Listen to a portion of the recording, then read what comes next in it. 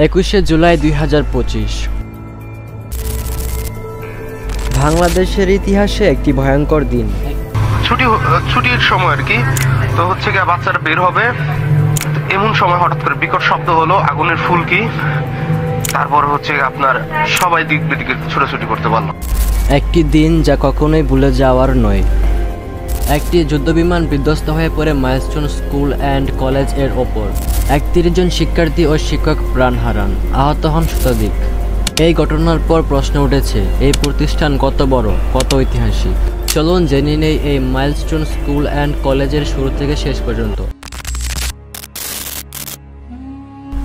Milestone school and college এর যাত্রা শুরু হয় 2002 সালে ঢাকার উত্তরায়। শুরুর দিকে এটি ছিল একটি ছোট পরিসরের স্কুল, যেখানে কিছু শিক্ষক আর অল্প সংখ্যক শিক্ষার্থী নিয়ে চালু হয় পাঠদান। কিন্তু প্রতিষ্ঠান ও পরিচালকদের লক্ষ্য ছিল বড়। তারা এমন একটি শিক্ষা প্রতিষ্ঠান গড়তে চেয়েছিলেন যেখানে একাডেমি সাফল্যের পাশাপাশি শিশুরা গড়ে উঠবে একজন ভালো মানুষ হিসেবে। সময়ের সঙ্গে সঙ্গে মাইলস্টোন হয়ে ওঠে এক অনন্য নাম। প্রতি বছর শিক্ষার্থীর সংখ্যা বাড়তে থাকে, বাড়ে শাখা ও ভবন। এই স্কুল শুধুমাত্র একজন ছাত্রের জীবন বদলায়নি, বদলেছে হাজার হাজার পরিবারের স্বপ্ন। 2010 সালের পর থেকে স্কুলটি নিয়মিতভাবে জাতীয় পর্যায়ের ফলাফলের শীর্ষে থাকে। আজ মাইলস্টোন শুধু স্কুল নয়, এটা হয়ে উঠেছে একটি শিক্ষা প্রতিষ্ঠানের প্রতীক। এখানে রয়েছে দুটি মাধ্যম, বাংলা ও ইংরেজি ভার্সন।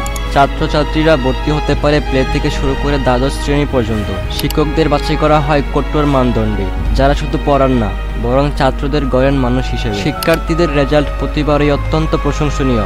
এসএসসি ও এসএসসি পরীক্ষায় শত শত A+ এর রেকর্ড রয়েছে। অনেকেই পরবর্তীতে পড়াশোনা করেছে দেশের সেরা বিশ্ববিদ্যালয় এবং বিদেশি স্কলারশিপ। শিক্ষার পাশাপাশি গুরুত্ব দেওয়া হয় সহপাঠ কার্যক্রমে। রয়েছে বিতর্ক, বিজ্ঞান মেলা, কুইজ প্রতিযোগিতা, চিত্র অঙ্কন, খেলাধুলা ও সাংস্কৃতিক অনুষ্ঠান। এই প্রতিষ্ঠানটি বছরের পর বছর ধরে হাজার হাজার পরিবারকে গর্বিত করেছে। কিন্তু এখন সেই স্কুলের দেয়ালে চলছে দুঃখের ছায়া। তবুও আমরা বিশ্বাস করি মাইলস্টোন আবার ঘুরে দাঁড়াবে, কারণ এখনকার ছাত্রছাত্রী, শিক্ষক আর অভিভাবকরা কখনো হার মানেন না।